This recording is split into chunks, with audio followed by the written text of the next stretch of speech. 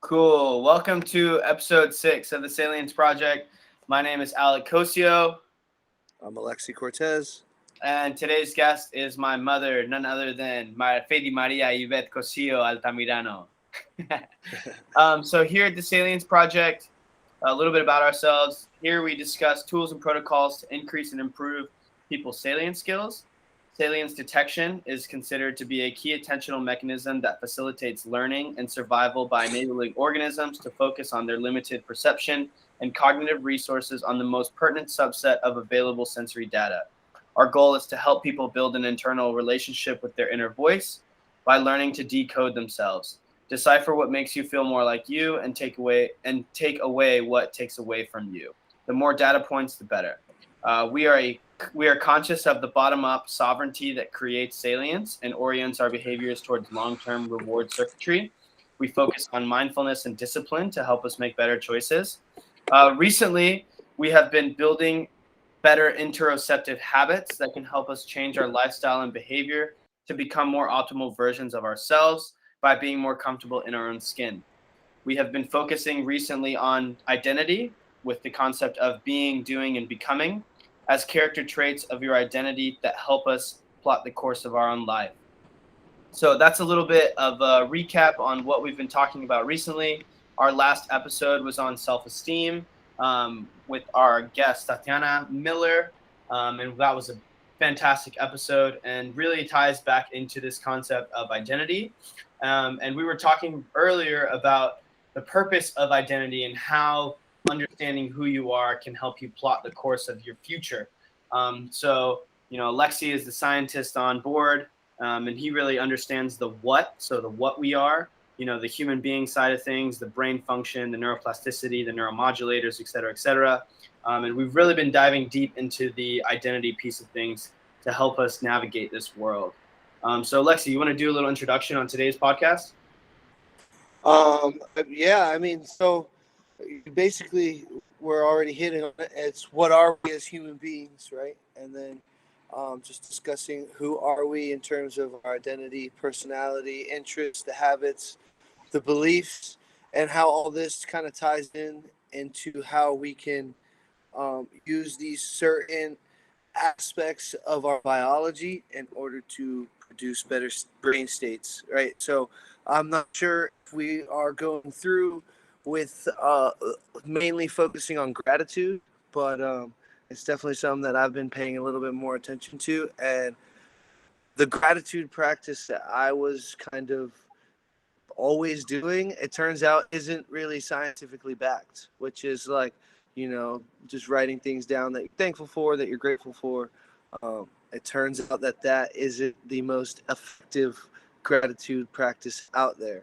And there's new research showing, which I would like to highlight today. And I think that if the more we can focus on gratitude today, I think it can help people really change what neurons are salient, right? Because salient is just standing above the rest.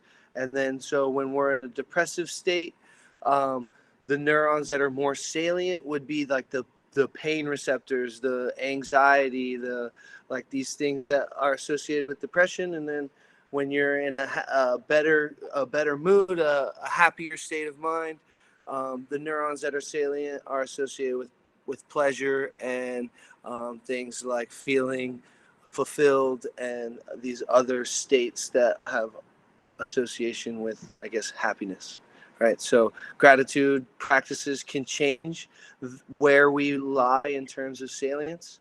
And if we can learn to do that every day or once a week or just something that's regular, I think it could really help people to get to the journey that we're trying to help them get to.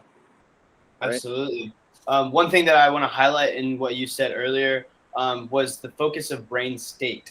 My mother here, who actually introduced me to the yoga practice and meditation, mindfulness, spiritual understanding, has really helped me hone my brain states and understand, when I'm in a state of happiness or fulfillment, and then kind of like build a habit of, labeling what that state looks like, how it makes me feel, et cetera, et cetera. So, Mom, I'll give you a little bit of time to just introduce yourself, talk about your background, and then how you can give us more insight on gratitude, given that you have a rich history in all of this.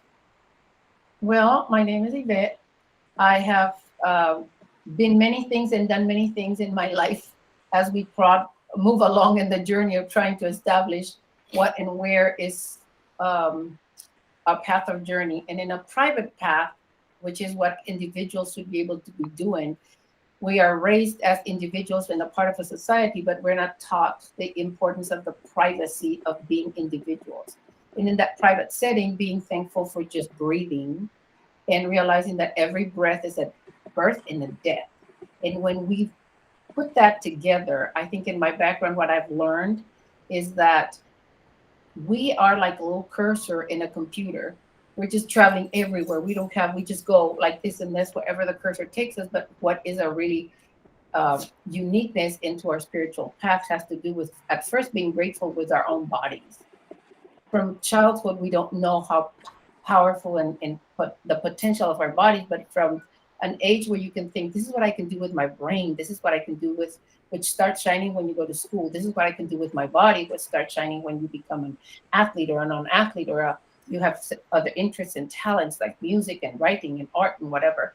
You start honing on what makes you happy without knowing it, or what makes you completely distressed without knowing it.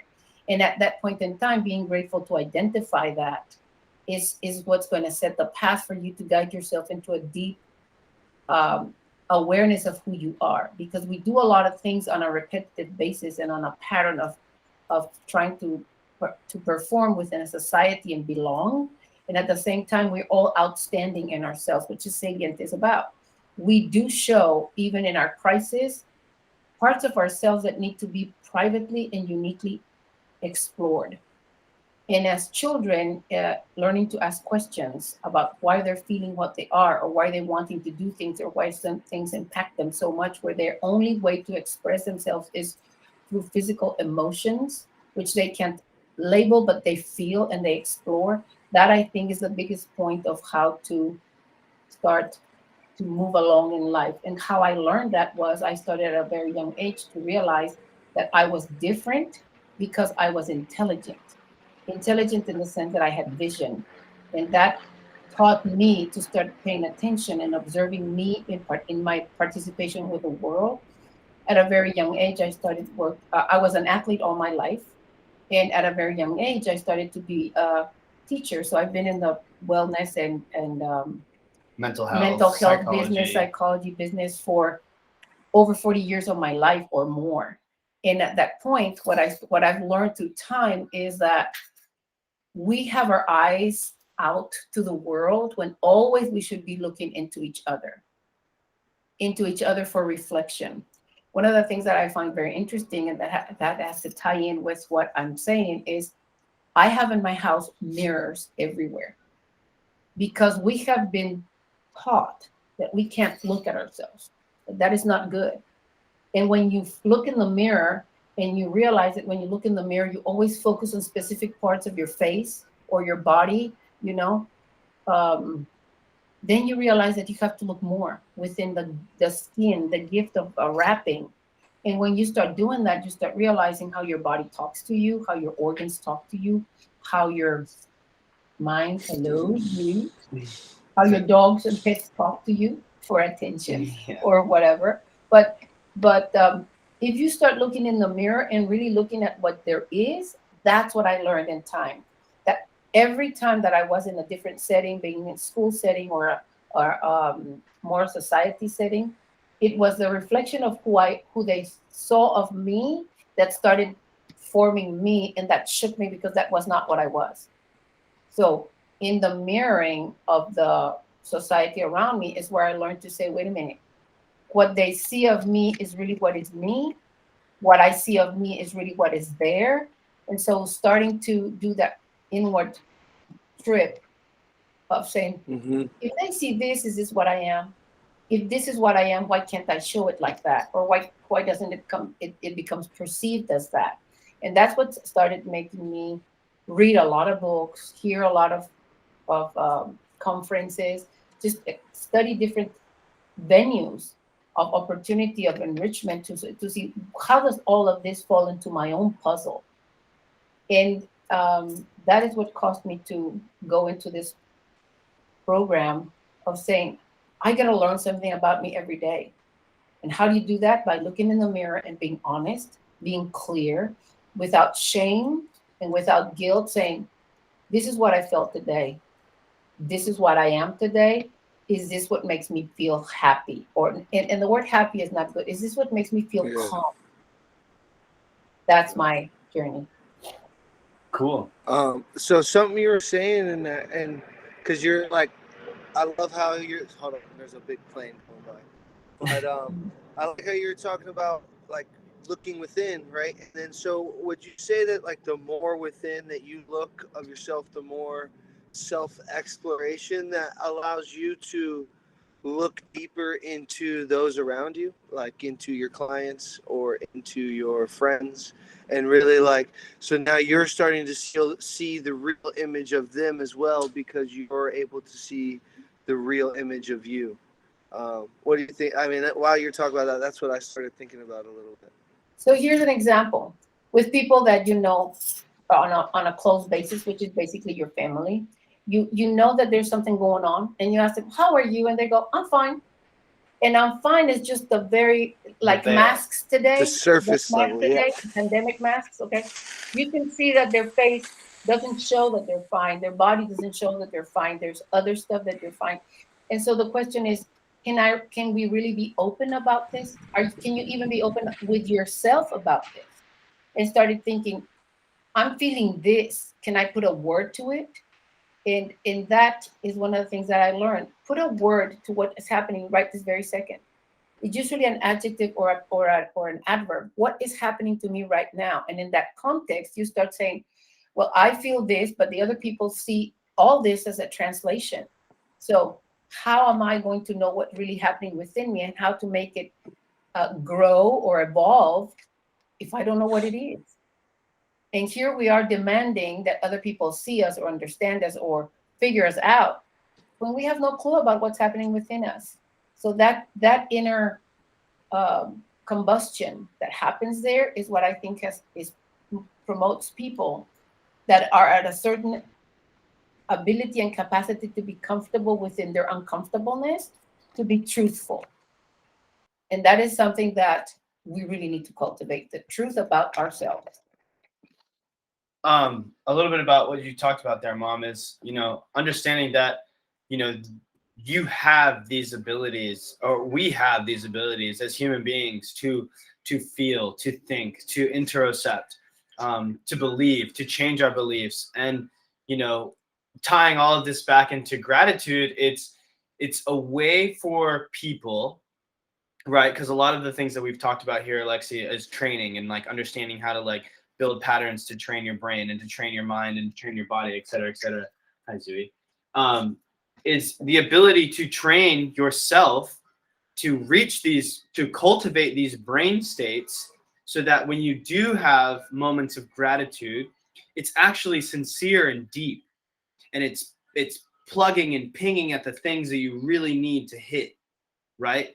An example of this would be like, when you're really angry or when you're really passionate about something and something's really frustrating you, it's okay to feel and to let that go. But when you have that moment to reflect and you're in that brain state where that emotion is very present and aware, that's the moment to reset and reframe into a state of gratitude, into a state of, perceptual understanding, and be able to be with yourself in that moment, to have the capacity and the bandwidth to expand beyond just your emotions and to reset and reframe that situation so that next time you're in that state, or next time you have a similar situation, you're already coming from a different perspective or a different angle.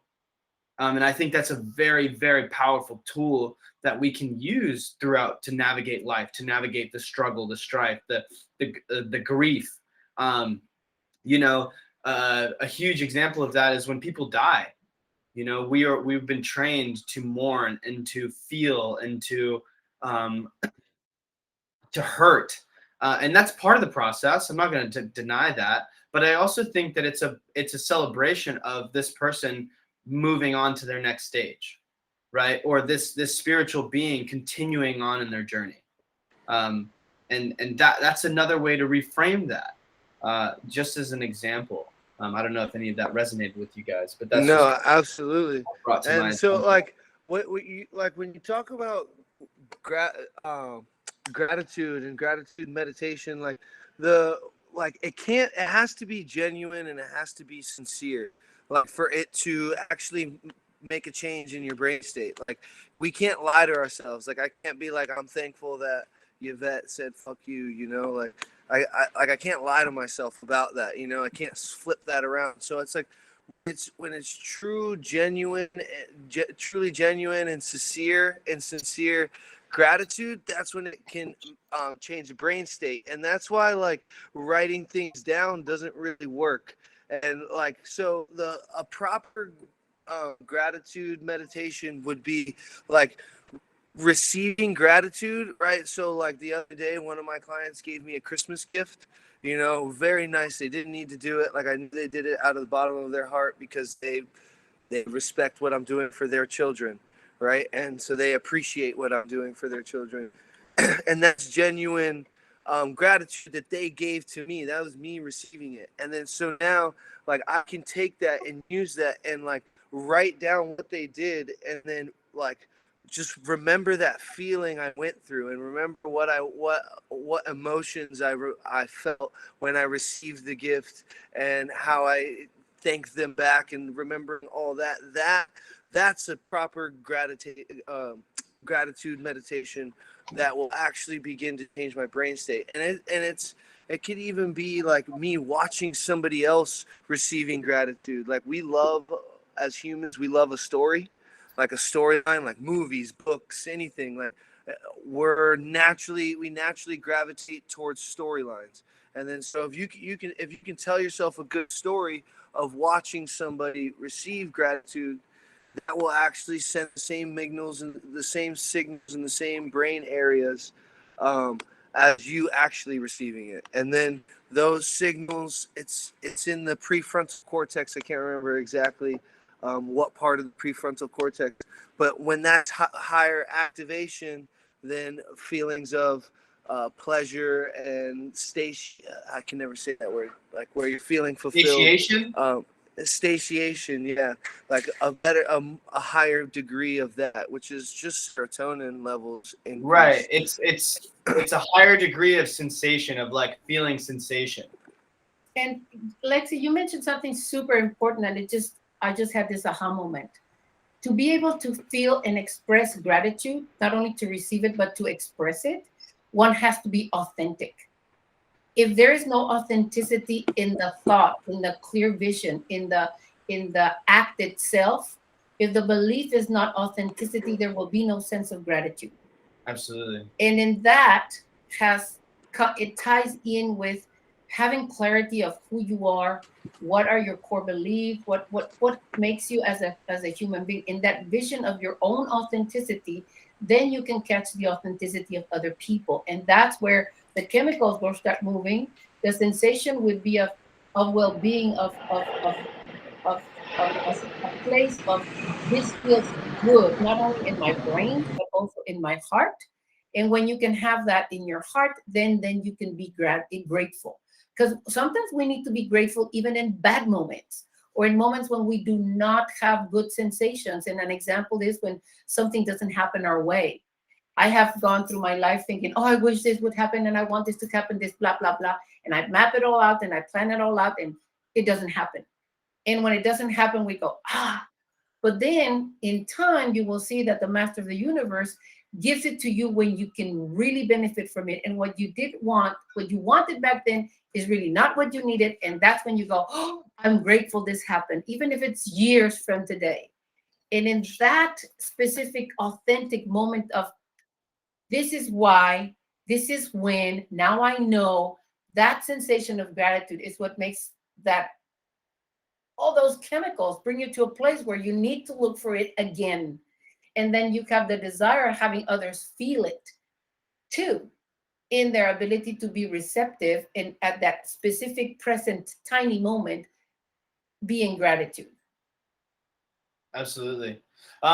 One thing that resonated. Lexi, you're muted right now, by the way. Yeah. Sorry. Go ahead. Go ahead. Like I love how it's all tying in because Alec, you mentioned earlier about like gratitude and then how like, and Yvette was talking about like when we focus on ourselves and learn about ourselves and learn who we are, it allows us to appreciate ourselves more. And because we appreciate ourselves more, we can appreciate each other more. I can appreciate my mom and how she is, and I can appreciate how my dad is and how my friends are. And because of that, I can be more grateful for them being themselves fully and wholeheartedly. And I'm more grateful for me being myself wholeheartedly because of that interoception that we're doing. And it allows me at least to be more grateful for pretty much everything around me because I'm more at home with who I am. Absolutely. As a person and as a being, you know? Absolutely. One story that I have from that is when I first went to college, I was at a very tumultuous place in my life. I was, not happy with who I was. I was not happy with where I was, and things weren't going my way. I was very stubborn. I had a lot of traumas. There were a lot of issues that had happened in my life, and the biggest thing that I wanted at the time was to get away from everything, to run away from my family, to get away from my brothers, my problems, et cetera, and to just reset. And then one thing that happened while I was away was I realized how much I actually missed my brothers and how much I actually needed them. And one of the biggest things that set that in stone for me was my relationship with you, Lexi. I felt like you were my brother, and me growing up in a household of two boys all the time, or three boys all the time, myself included, constantly, playing, fighting, whatever. It was part of my identity and part of who I was, and I needed that as a human being, and I didn't realize how much I needed that until it was gone. And so that's one of the reasons why I feel like our relationship grew so much and kind of reframed the importance of family for myself, was because I had that moment of, okay, all of it had been stripped away. I needed to work on myself. I needed to work on my relationships, how I deal with my brothers, so that when I go back, I can demonstrate the gratefulness and gratitude that I have for them being a part of my life. And the same thing happened with my parents and that own story. And the same thing has happened with the rest of my extended family. So you're absolutely 100% right. We have to go through those moments where, sometimes we get what we want, but it's not exactly what we need. And there's a lesson to be learned there. And we have to go in with an open mind and ability to reframe in those moments of tension so that we can find the resolve that we need. And then use gratitude as a tool to imprint that moment on yourself so that it stays forever. And it's a way to like reprogram and recode that into your being so that it never goes away and it's always present. And then the final story that I had from, what we've been talking about is, for me, I like to go to music festivals a lot, and I like to listen to live concerts and live musics. And one of the things that I have come to understand from when people go listen to live music together, there's an underlying sense of connection and community already present from that moment. From the frequency that's emitted from the music. Absolutely. Absolutely. And there's actually studies out there that show that like there's groups of people, I forget how many, but like they had these people listen to the same story and they were like nowhere near this in the same location. They weren't in the same building. But they heard it wasn't at the same time, but they all heard the same exact story and they were monitoring their heart rate variability. And it was like on sync, like to an unbelievable amount on how much the heart rate varied together. Like it didn't matter if it was an old person, a young person, somebody that just listened to it 5 minutes ago, or somebody that's listening to it right now. They all had the same. They were all their heart rates were all synced together just because of the story, which shows that like we as humans love a good story, and music is just another way of storytelling. And and it's how people are brought together. It's how you make, people believe the things that they believe in today's society, and it's the art of storytelling is so powerful, and a lot of people use it for the wrong ways. And I think what you and I are trying to do, and Yvette has been trying to do way before us, and same with Tatiana, is just tell the right story the right way. Or And not even the right story the right way, but pull the right things, the right morals, the right values, the right code from their own story and pass that information on to the next generation. My mom has gone through a lot, and I know this wholeheartedly because I know her story, and she could be a totally different person than who she is right now. But she's chosen to pull the right characteristics, the right sense of love, the right sense of community and family, and she's designed her life around the things that she's learned through her trials and tribulations. And I know that about her. And that's one of the reasons why, she's such a huge role model and influence in my life, is because even though she goes through all of this bad, she still chooses the good. And she still chooses to demonstrate and walk that life. Even though there's constant things that she could throw her hands up and cuss and use profanity and for all types of situations. But she chooses to lead a life of goodness and a life of care and purity and light, whatever you want to call that, because that's just the gratitude that she's demonstrating for the blessing that she has today. And I would argue, sorry, Yvette, I would argue to say that would be easier for you because you are so grateful all the time. It is easier for you to be in this, like, not going overboard with your reactions to things that happen in your life. Would you say it's because of a consistent gratitude practice throughout the years? I'm going to respond that for him. There is this part of being you that has to be grateful to the fact that you have continual sense of emotions that can range from acceptable societally to non-acceptable, because you're taught not to feel these feelings or have them or express them, but they're there and exist in everybody. And I think that what isn't that is that we have to allow ourselves and be grateful to ourselves as a unity, that you can have all these feelings. Give yourself permission to have them because they're part of you. But then after you have them, you identify them, and then you are grateful you have them because they open the door of possibilities. Even in the biggest of even in death, we have potential.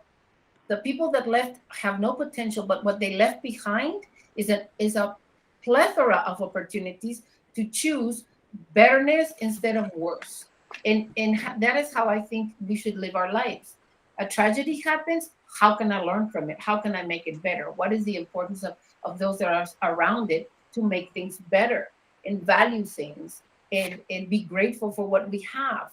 And right now, I think that we should be grateful for the opportunity that we have, not only to breathe, but to breathe in the ability to make things better all the time. And that has to do with Any moment.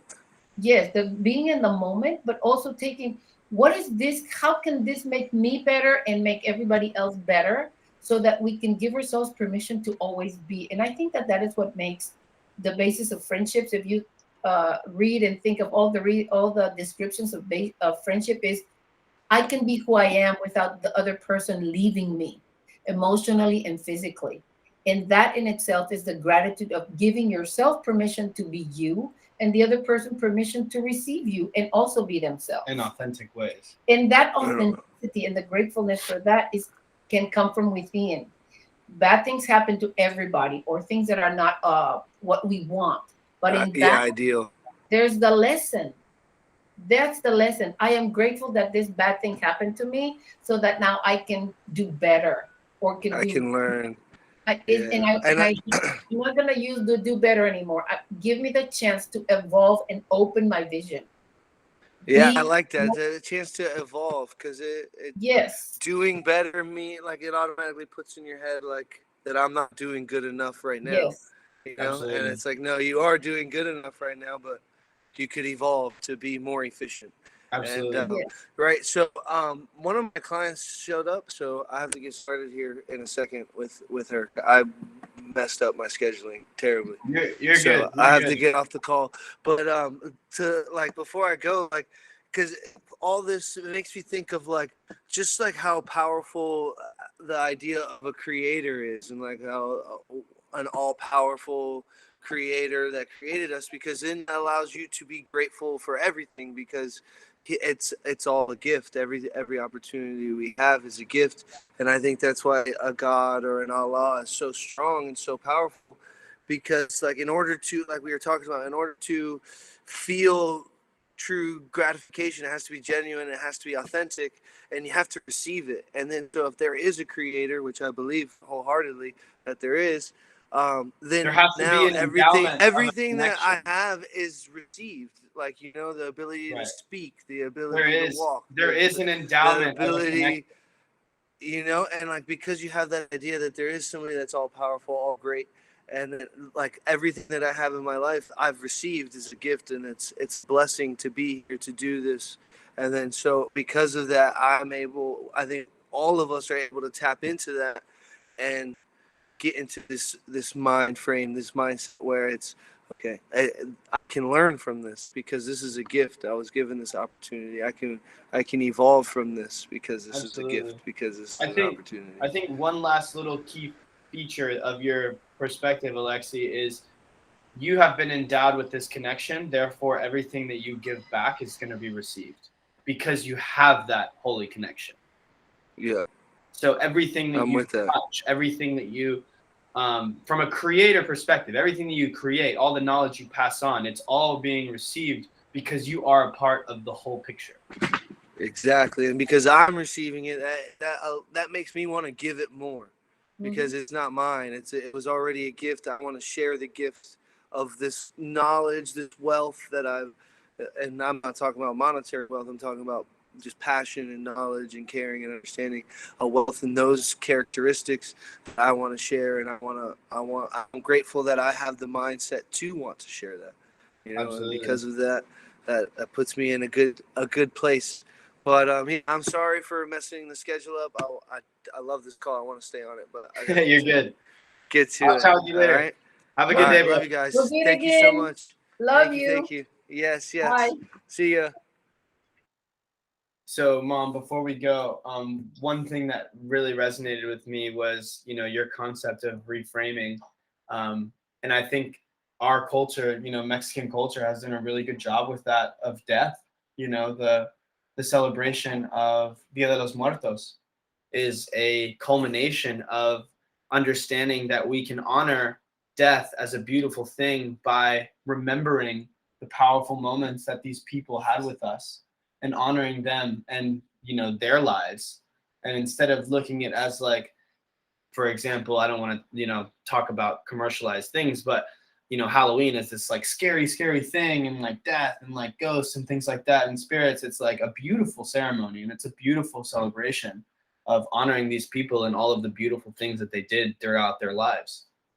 For Day of the Dead. For Day of the Dead. Well, we have to be honoring the ancestors because whatever they went through brought us here today. Absolutely. So all of their hardship and all of their good and everything that they did is what we have received to be here alive today. Right. So in that perspective, we have to honor not only them but us in our past. Whatever we have done to today that has brought us to be here has a very big weighs heavy on us on how to continue the path. Absolutely. And that is one of the things that we have to remember constantly, that yes, all of these things have happened to reshape us and shape us and to give us the opportunity to improve whatever and let's use the phrase of that Disney movie, diamonds in the raw need to have their sides rubbed and shaped and edged with hardship. Right. It's not through just being in a good place, always being in a good place, that we grow. We have to have challenges. We have to have pressure. Stop and reroute, reassess, reaccommodate, replace, change, give up, so that we can move on and make advancements. in our everyday knowledge, if that's how we want to describe it. Absolutely. All right, guys, that's a wrap. Thank you so much for being a part of the Salience Project in the community. Thank you so much to our guest today. She's been amazing. Thank you. What a gift to my life. I'm very blessed and grateful for her. And yeah, guys, share and spread gratitude, because that's the beautiful way. Take care.